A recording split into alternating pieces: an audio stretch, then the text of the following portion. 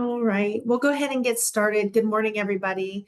Welcome to Coffee with Community Services. So John is downstairs with our Regional Center Director, so he will not be at this meeting.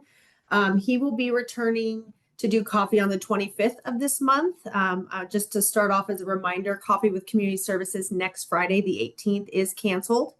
And I'll remind everyone just in case we have some more people join as we go through. So we do have a couple presentations for you guys today. I'll go over the agenda. Michael is going to share his DEF 101 and his sign of the week, and also do a presentation on a resource on some alarms as well. So he's going to share that with the team. Jason's going to do a plug for our vendor spotlight. We have some openings, and we're hoping that new providers or old providers or current, whatever, is open to kind of share about what they do in their services. So Jason will kind of give you a process on how you do that and kind of things that we've shared in the past.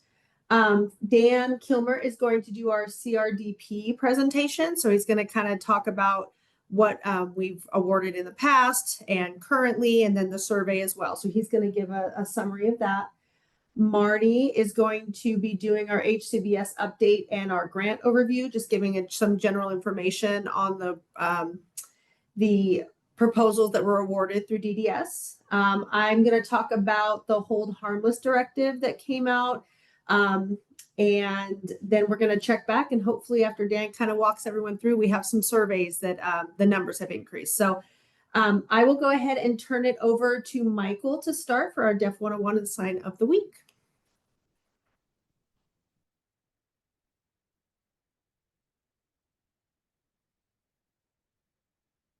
All right, can everyone see me all right?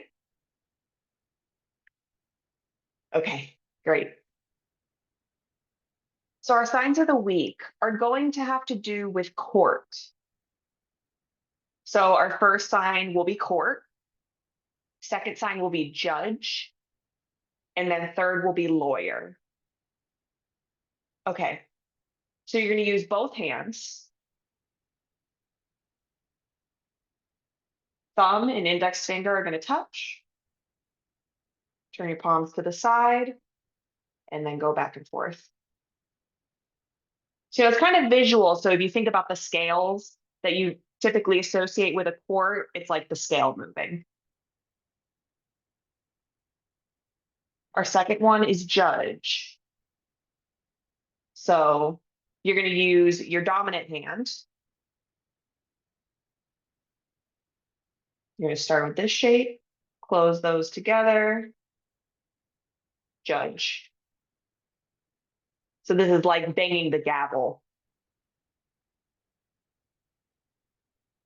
And then our third is lawyer. So dominant hand is going to make an L. Non-dominant hand is going to be flat palm. Your L is going to move from the top to the bottom. And then your person marker. So it's law, person, lawyer. Okay, we'll do those again. First one is court, judge, and lawyer.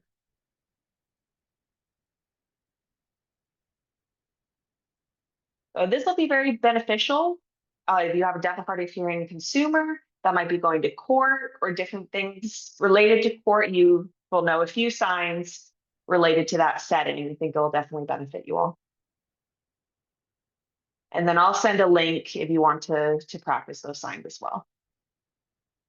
Okay, for Deaf Culture 101. What is the difference between an ASL interpreter and an ASL translator?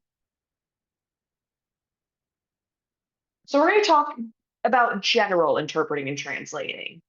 So either a spoken language or a sign language. Interpreters and translators are two very different roles in many different languages.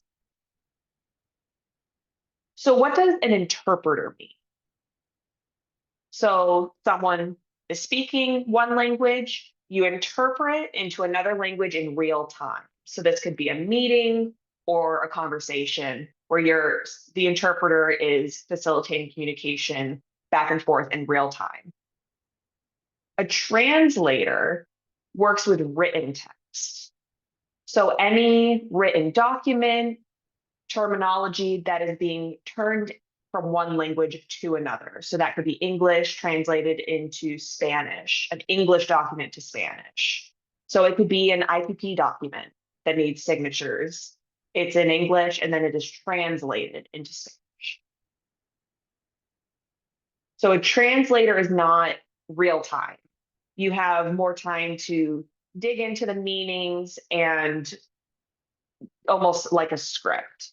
So interpreter is real time, real life interpreting. A translator is for written language. So that is the biggest difference between the two. The reason why I explain all this is because oftentimes hearing people will approach a deaf or hard of hearing individual and say, oh, your ASL translator is here. And that will actually be very confusing if you say ASL translator, because it's not a translator, it's American Sign Language interpreter, because they're going to be simultaneously interpreting during a real-time conversation. So now, okay, we know the correct terminology is ASL interpreter. Are there ASL translators? This ASL is not a written language, but a person who is an ASL translator will focus on a written document. So let's say it's something written in English, and they will translate it into sign language. So this might be for someone who's deaf and hard of hearing who has had language deprivation or really struggles to understand the English language. So an ASL translator is going to read the document and be able to explain it to a deaf individual. So for example, someone who's deaf and hard of hearing may get a letter from Social Security or from a court, or really any more complex documentation that they might not understand the English. There might be some larger vocabulary or terminology that is harder to understand. So they can reach out to actually a deaf and hard of hearing nonprofit organization. One example is NorCal Services for Deaf and Hard of Hearing. So they have client advocates who you can request an ASL translator through for help with translating letters and official documents. So, and these letters and documents have a critical information, so they will be able to explain what that document is actually for. Sometimes you can find ASL translation on different websites for information that might only be in English written form. And they have an actual video with a person signing in American Sign Language. So the purpose of that will be for translating the English on the website into American Sign Language. An example of that can be the DMV, where they have the handbooks, pretty hefty book, it's all in English, and they have different languages, but oftentimes for deaf and hard of hearing individuals, actually reading that handbook can be a little more complicated and be challenging to understand. For myself, when I moved to California, I had to take my driver's license test again. So I went ahead, I read the handbook, but some of the descriptions I wasn't really understanding. So I went to the DMV website and they had an American Sign Language translation there that was related. It was identical to the handbook. So it was so much clearer for me to understand. So this can be really beneficial for deaf and hard of hearing individuals who are studying for a license, a permit, any driving exam, so that they can successfully get their license. Another example is the Red Cross. So they have their website for emergency preparedness or evacuation. This is a lot of English text. They have also added an ASL translator who is able to sign the information on that website. So it's very cool. You can understand more in depth. It's expounded upon, and you know all these different situations that can happen. And then I'll send some links. I'll send one for the DMV where you can see an example of that signed translation, and then also for the Red Cross emergency preparedness information. So if you know anyone in your program that's deaf or hard of hearing, or just in your personal life, you can share those examples and maybe educate them as well if they don't know that resource is available. So now that you understand the difference between an ASL interpreter and translator, how those are two different roles, maybe you'll hear someone else say, oh, an ASL translator's here. You could gently remind them in a nice way. So actually, the correct terminology is an ASL interpreter, and you can educate others and really be able to help other hearing individuals to use appropriate terminology to improve communication and more understanding of the deaf and hard of hearing community. So us sharing all this information together will help to facilitate and communicate more effectively. So that's it for Deaf Culture 101. Now I'll move on to talking about the alarm. So how deaf and hard of hearing individuals usually wake up in the morning or for any emergency. We're going to focus specifically on alarm clocks. So I actually have one ready that I can show you.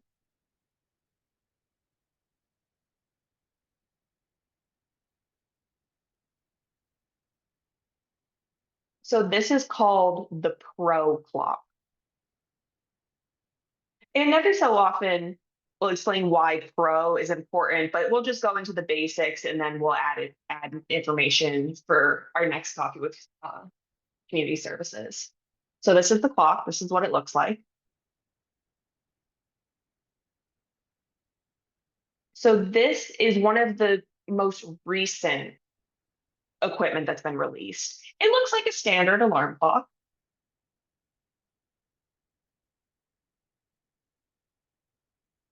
So it has a plug, it has a battery inside. So if the power goes out, it has backup power.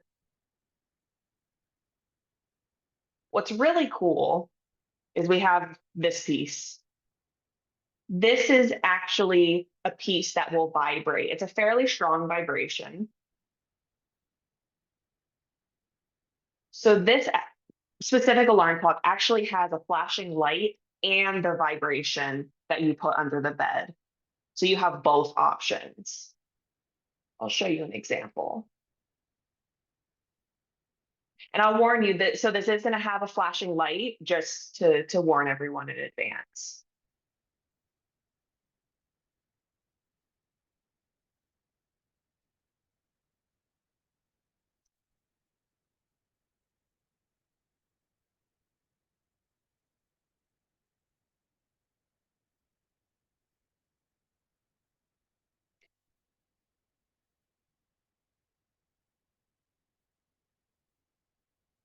Let's see. I'm going to test it out, see if I can get it to work.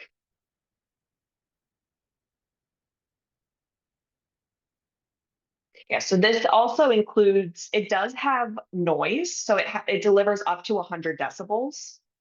It also has the light, so it's a very strong strobing light to really help deaf individuals wake up. So you can see it here. I'm not sure if you can see the light flashing, and then also if you can see the vibration as well in my hand. So you have the vibration, and then once you click the button on the top, you click it 2 times. If you do it 1 time, that's snooze. 2 times is to actually turn it off. So this is a really cool piece of technology that was just released. So this vibrating piece, you can put it under your pillow or you can put it under the mattress, whatever the comfort level of the individual is. So this is really a cool piece of technology.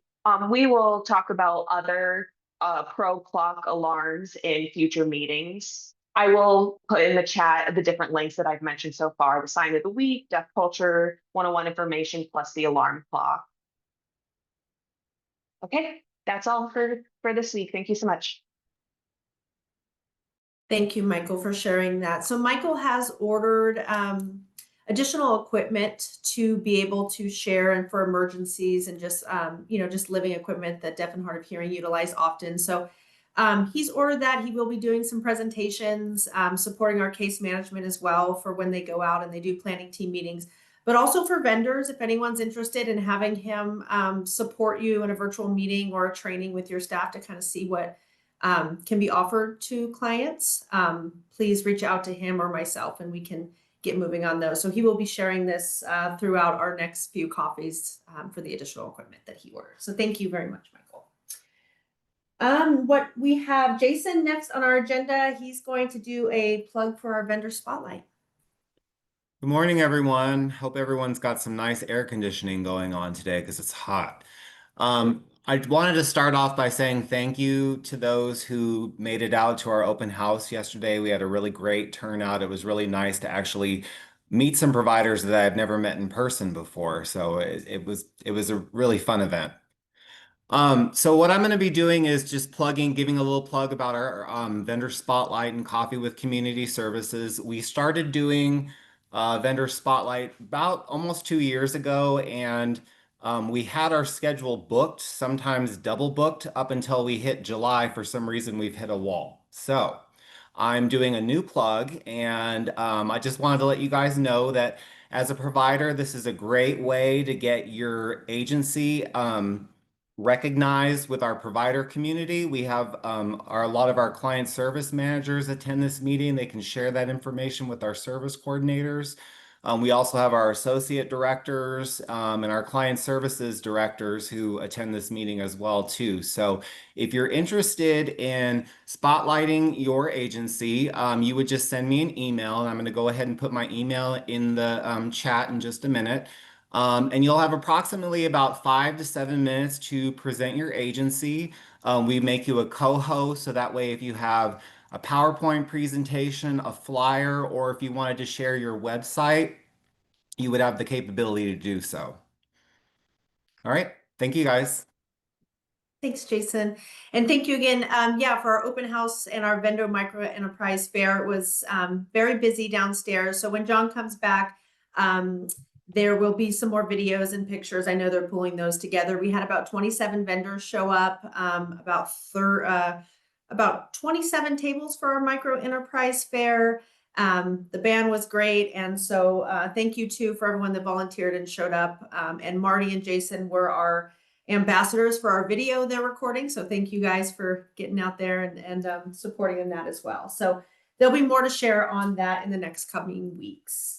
Next, we have Dan Kilmer, who is going to give us a presentation on the CRDP. Go for it, Dan. Okay, thank you. Okay, so let me go ahead and share my screen. Can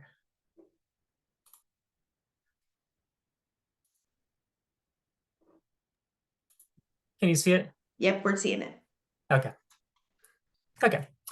So my name is Dan Kilmer. I've been at Alta since 2006, so just over 19 years. I was hired as a community service specialist in the community placement plan unit. So that's a unit that was designed to develop community resources to assist clients who are transitioning from a developmental center back into the community. So about that time, California had been closing the institutions for our individuals. And so I came in right after the Stockton Developmental Center had just closed, and Agnews, which was located in San Jose, was in the middle of its closure, and then Sonoma, and then the Porterville general treatment area, and then other developmental centers were closing. So in all that, we had to create the resources to transition them out into the community. So, but the first half of my tenure here at Alta was primarily focused on those resources to get our clients back into the community where they belong. So after the closures of the developmental centers, except for Porterville, the secured area is still open. But since then, we shifted our focus over to what's now called the Community Resource Development Plan, so the CRDP. So the focus is now primarily on clients who are living in the community, who have unique and challenging support needs. and that put them at a higher risk of being placed in a more restrictive environment.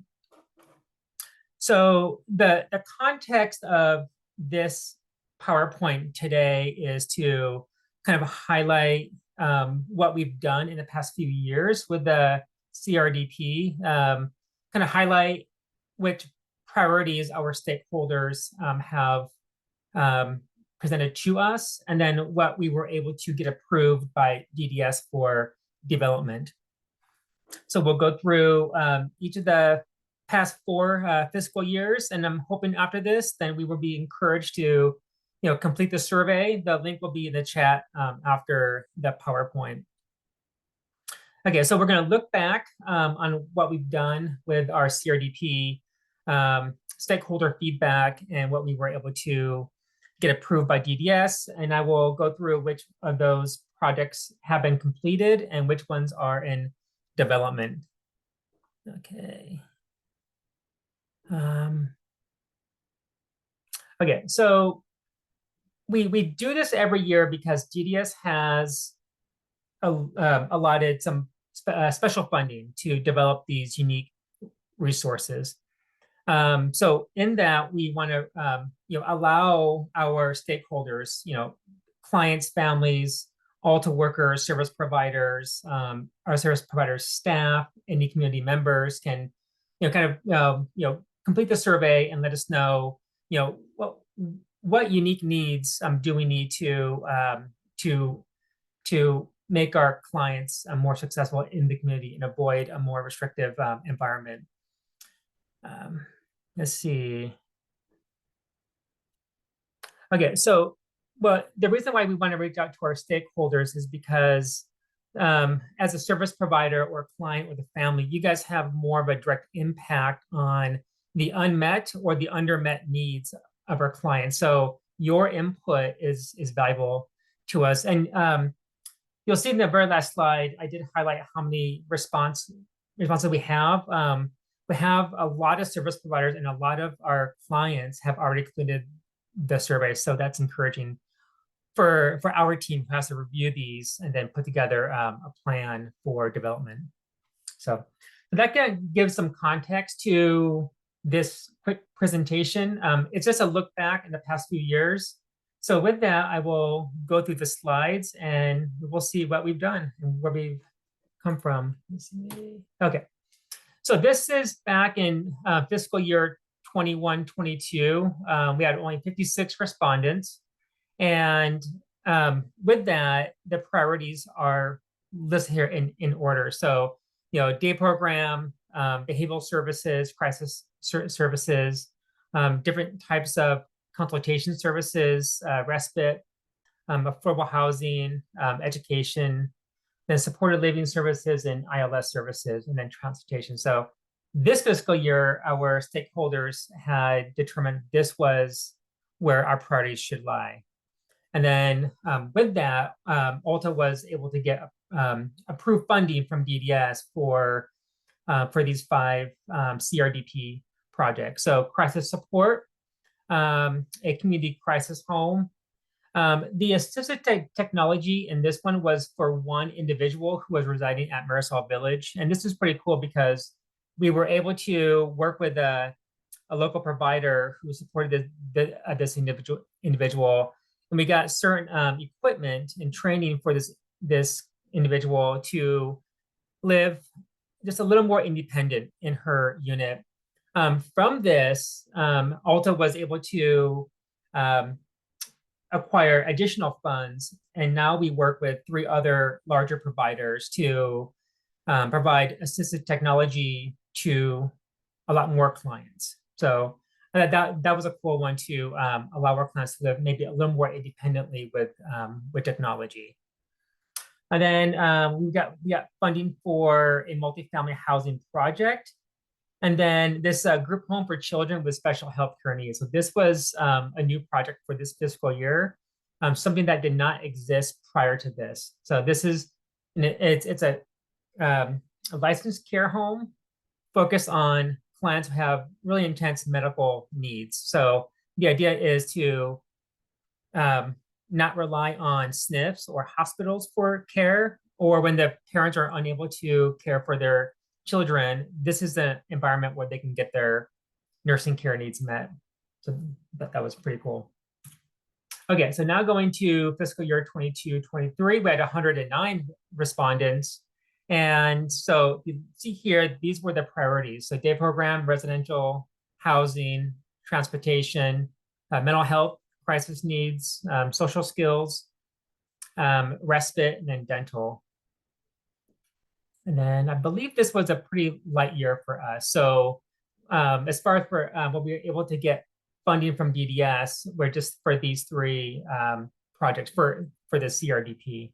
So an ASL staffing agency, adult residential facility with a focus on substance use disorder, and then a multifamily housing project as well. So 19 units there. And then now we are going to fiscal year 23-24. So we had 62 respondents. And as you can see, affordable housing kind of made its way up to the very top. So housing, day program services, transportation, mental health, employment, residential services, classes, workshops, and trainings. And then respite is always on there as well. And then for that fiscal year, we were able to get quite a few projects from DDS. So 2 multifamily housing projects, another EBSH, which is acting as a step down from a crisis home. So when they stabilize in a crisis home, they can transition to an EBSH, and then from there they can go to a lesser restrictive environment. An RCFE, this was meant to be a step down from a skilled nursing facility or assisted living. And then for a financial management services, so FMS for those who are on a self-determination project. So you've got at-home respite for school-age children. So a place for them to go after school, weekends as a respite for the parents. More psychiatric services, substance use disorder training and resources, another housing access service provider, and then another enhanced SLS provider. So that was a pretty heavy year for us. And then this was, last fiscal year, so 24-25, we had 89 respondents. You can see housing is been at the top now for the second year. And then we got residential, transportation, employment, day program with a focus on behaviors, mental health services, another day program. That might be there twice by accident. Residential home for children, services for the aging population, and then deaf and hard of hearing. I can fix that spelling there later. But this is the priorities from our stakeholders for last fiscal year. And then we were approved for 2 more multifamily housing projects. See, adult residential facility is a level 7 to be a step down from an EBSH. So in prior year, we had an EBSH as a step down from a crisis home. Now we have a adult residential facility as a step down to that EBSH.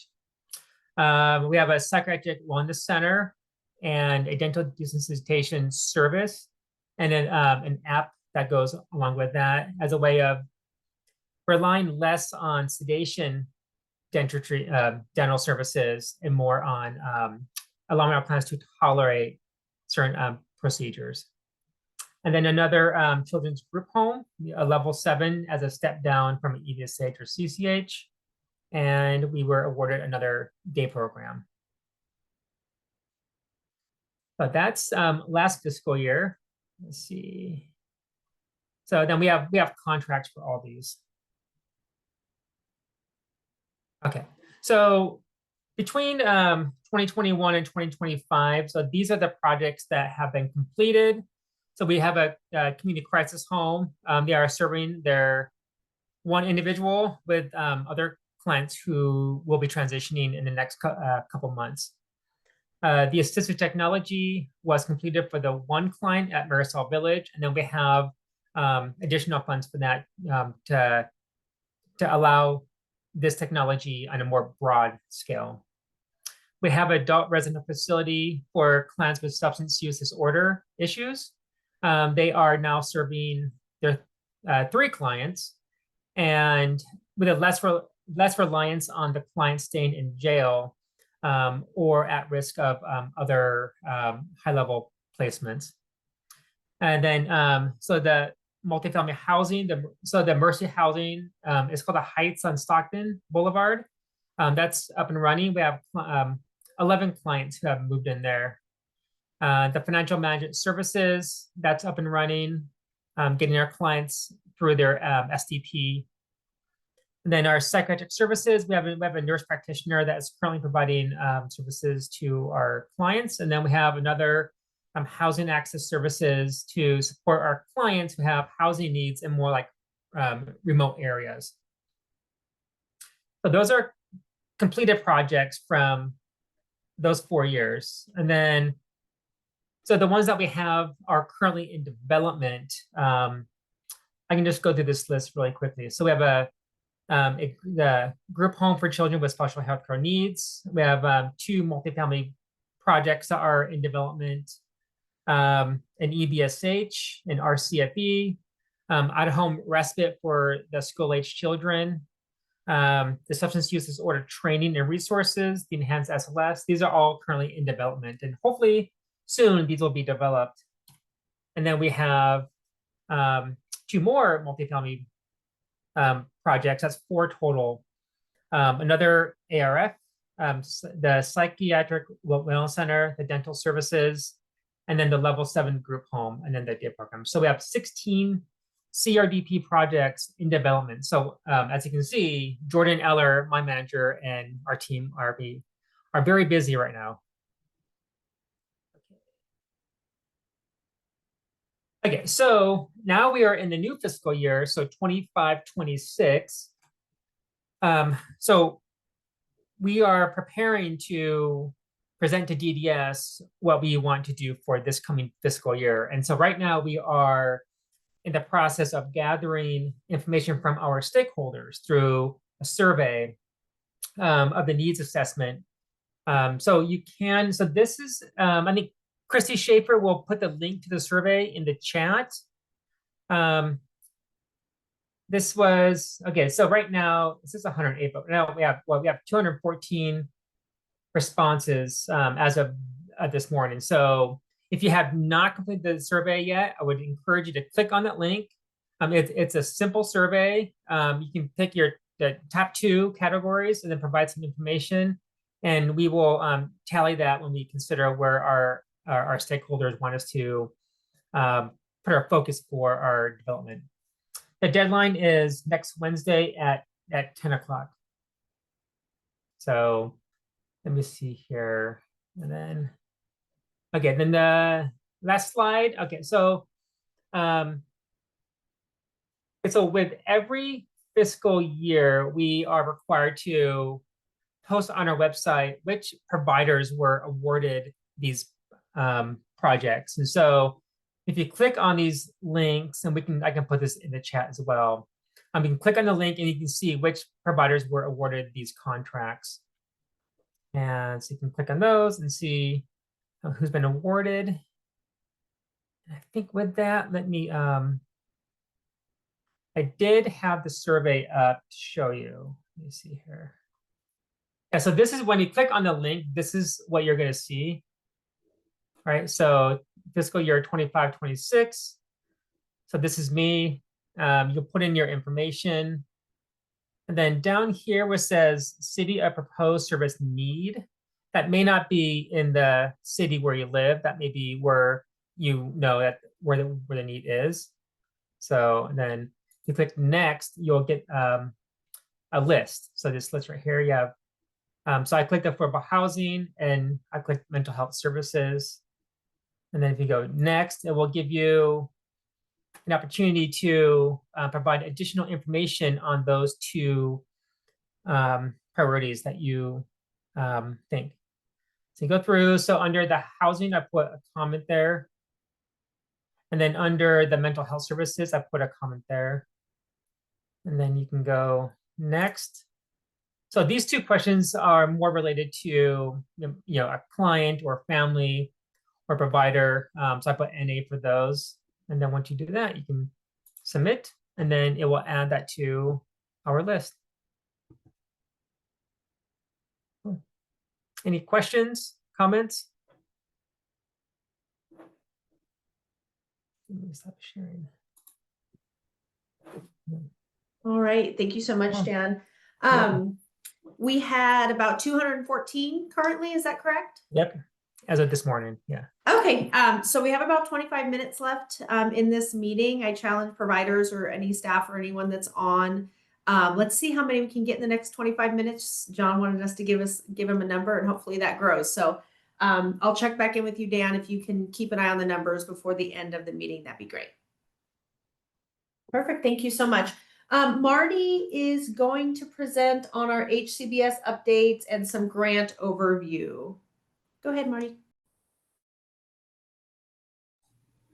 All right. Hello, everybody.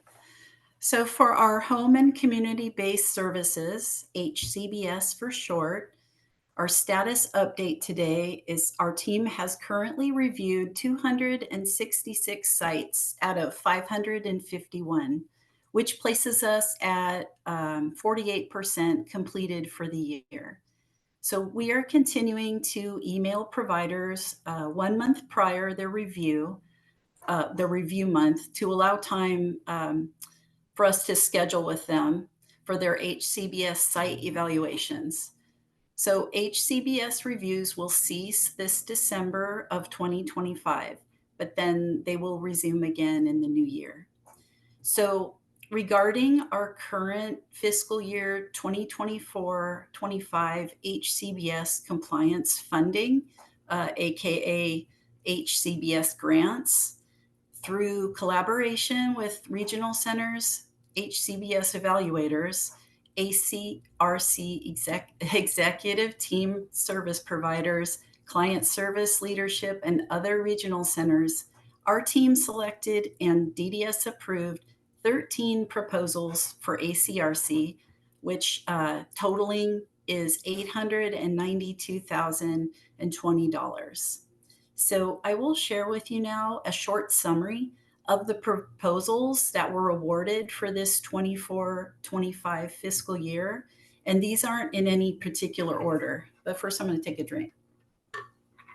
Okay, so number one, so ACRA or ACRE training project, which will work collaboratively with California APSE, which provides access to technical assistance for competitive integrated employment. This project, individuals impacted will be 100 plus clients. The next project will be for training and test materials to increase knowledge on how to better assist nonverbal clients early in life, so they may have access to language and community. Individuals impacted by this project, 10 clients.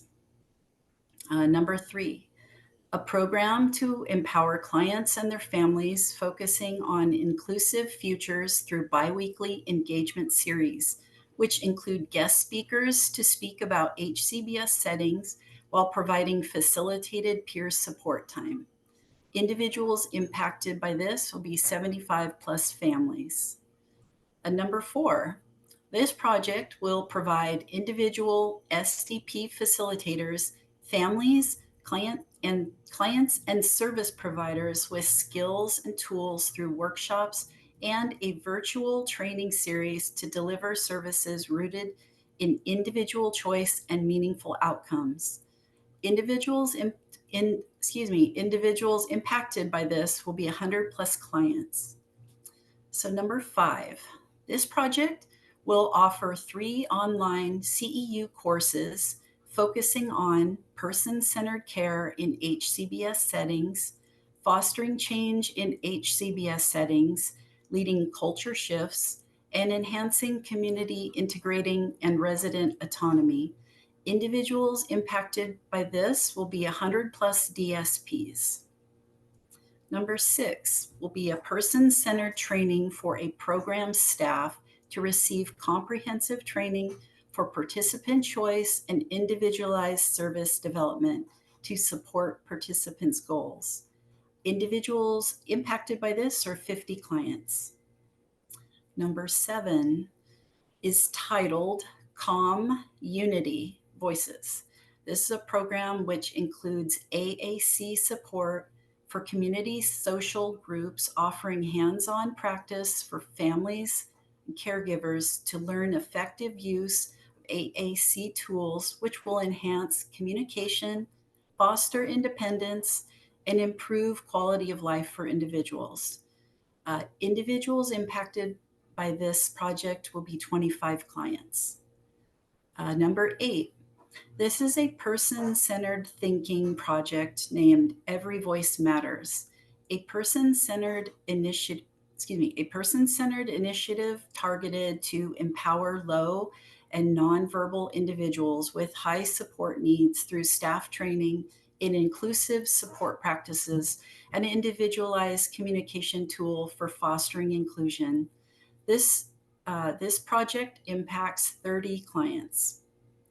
And number 9 through number 13, we did award 6 vehicles and 1 ADA van to 5 different programs and homes. Individuals impacted through these proposals were 106 plus clients total. We would like to thank everyone who did submit a grant proposal for this round of HCBS compliance funding. We had received over 80 proposals totaling $3 million in funding requests. Selections for this fiscal year's HCBS grants were based upon DDS's outlined priorities shared in the ACRC provider letter announcement last March 18th. In addition to addressing DDS's priority list, our team also focused on spreading out grant funding to all the counties that we serve, 10 in total, and we took into account the number of individuals impacted by each proposed project. Our team tried to spread out the funds amongst many to make the most positive impact, especially with some proposals with urgent identified needs.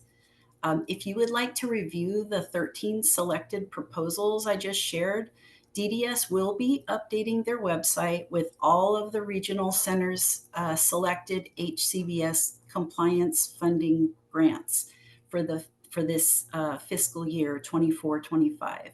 So once they do, you will be able to select Alta California Regional Center and review the 13 awarded grants that I just mentioned.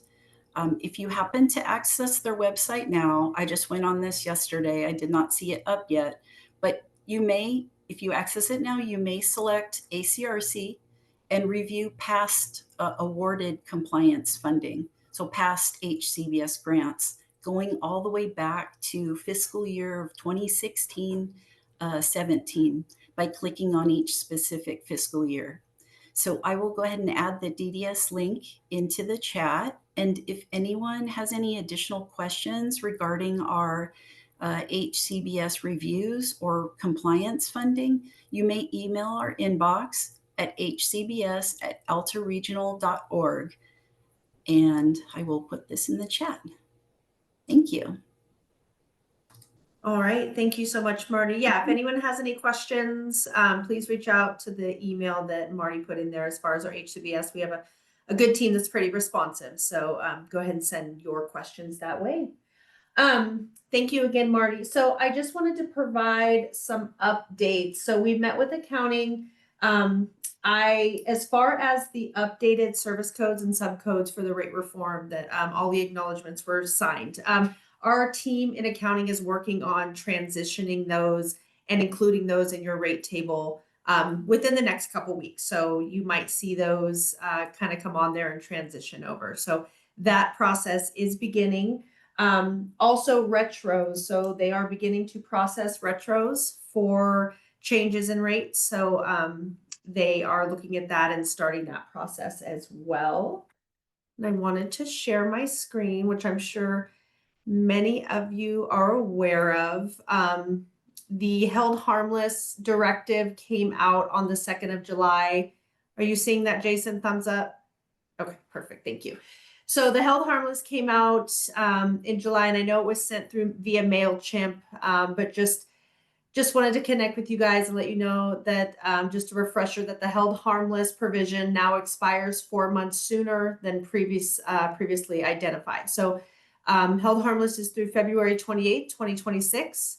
And it was previously June 30th, 2026. So down here it just says, following the conclusion of the hold harmless period, effective March 1st, 2026, the rates of providers who were subject to the hold harmless provision will be adjusted to 100% of the post-rate model rate for those providers that earn the quality incentive and 90% of the remaining providers. So this will align the rates providers within the same service category and region. So just wanted to update you guys on that. We also had some additional directive on the provider directory. So there is a new process for new providers or anyone that has not received a link and they're still waiting for the provider directory. The numbers we looked at last time were about 42 providers have still not completed the provider directory information, are on the not started list. However, providers that are missing the link, please reach out to me or your specialist. The new procedure is that we take that information and input it into our DDS SharePoint, and they are pulling those weekly to be able to generate that link to you for new providers as well. There is a flyer for all new providers when you're vendorized telling you that, but just if some case there was a gap in that transition, please reach out to your specialist and we will get you added to the SharePoint. Within that list, DDS will pull weekly, send you a link you have within 45 days to complete everything that's needed on the provider directory to be able to get the 100%. So new providers will be vendored at the 90% until they complete within 45 days to get the additional 10% incentive. Also, they have noted that a provider if they have not completed it within 90 days, will have billing suspended until they complete that. So that's kind of a new process that has come across as well. I don't know if anyone has any questions on that. You can always send them my way as well, and I can put my email in the chat. All right. I had one other thing that I wanted to share, and I know that I don't see our directors on here. I don't see Michelle or Jen on here, but I don't know if there's an AD that wants to jump in. So on our events calendar, I know that Jen and Michelle kind of shared the caseload ratio on seeking community input. Today is the last day to be able to provide some input on caseload ratios, just kind of giving your recommendations or thoughts on how we can improve those ratios and bring them up to compliance on what's required. And this, if you go into the chat, I can put the link in the chat as well. This kind of shows where we've met and where we haven't. And the ratio input at altaregional.org is the inbox that they're asking. Last day is today at the end of the day for you guys to send your ideas and your thoughts.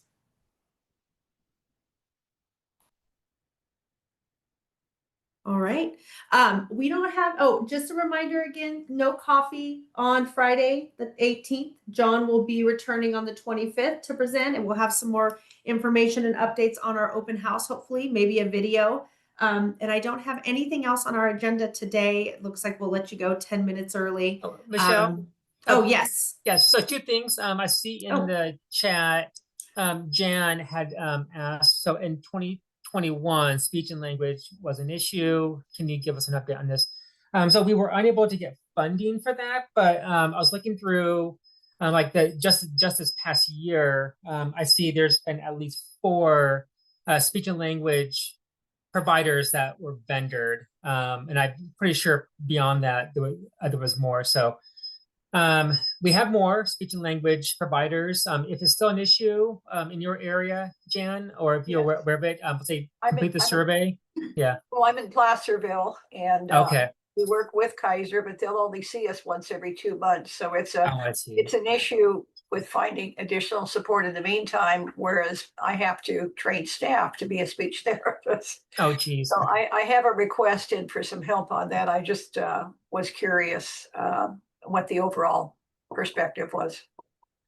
Yeah, we were unable to do it through our CRDP plan, but we do have multiple providers that have been vendored since then. But if it's an issue up in your area, then we can certainly look at that. Okay, thank you. Yeah. I appreciate it You're all. welcome. I'll be in touch Okay. with the right people. Yeah.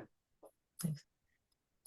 And you. okay, Thank you, so yes, so let me see. I just opened up the link. Yeah, I was hoping you could give us an update on while you're pulling up the numbers. There was a question in the chat on exemptions.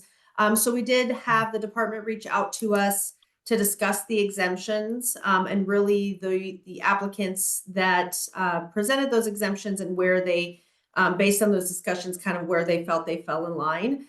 They have finalized a lot of them, so there should be some messages going out, we believe. But we're still waiting for the final determination on a lot of providers that have presented those. So they should be on their way shortly. There are some providers that will be reached out to based on discussions with the department. It really identified that they fell in line with the rate reform service codes. So your specialist will be connecting with you on that if applicable. Go ahead, Dan. Do you have a final number? I do. So we are now up to 223. So we Very had 8 nice. more just in the past like 10 minutes. So yes. Right on. And can you remind when is the final due date for that? Oh, one more just came in. So Oh, 224. Perfect. Sorry. The deadline is next Wednesday. Yeah. Okay. All right. Perfect. So let's see if we can get to 260, Okay. 300. 300 is the goal, right? All right. Thank you guys very much. Have a good weekend. Stay cool. Can I give a institution real quick for Go for it, Eric. so DDS's transportation work group, they Oh, yes. started meeting, and I had to come in late, so I might have missed it if it was talked about.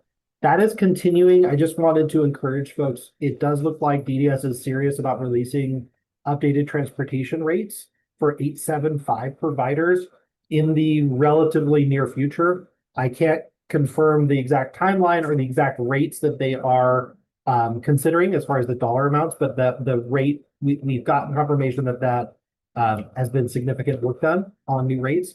So that's coming up, and I think over the next, say, 30 days, there's going to be a lot of developments regarding rates. I just want to encourage, if you are an 875 provider, if you are not tracking your mileage, your vehicle miles per route, per day, back to January 1, 2025, you need to, it's in your interest to be doing that. So even if your hold harmless rate doesn't kick in and it wasn't required in, say, until June, please, if you're a transportation provider, have mileage ready for vehicles back to June. I think it's in your interest to do so. And I think that's all I think that's all the updates I have for that. Perfect. Thank you, Eric. Michelle, it looks like there's one more question in the chat.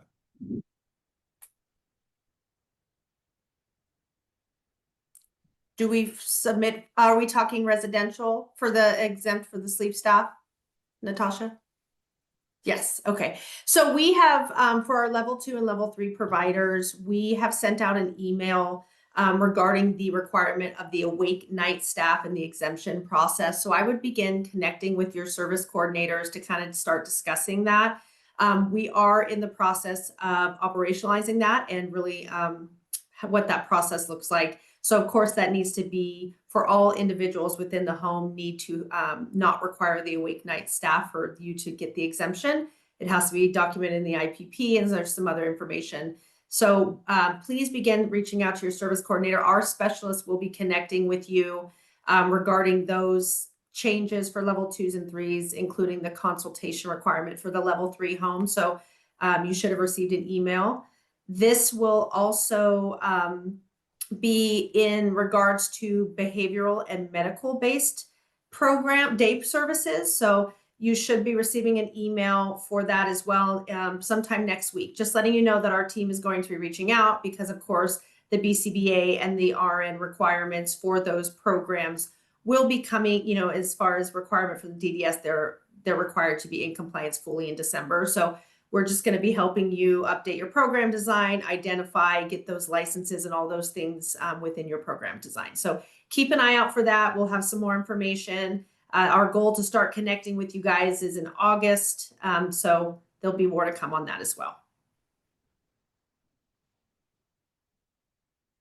All right. Thank you guys so much. Have a good day.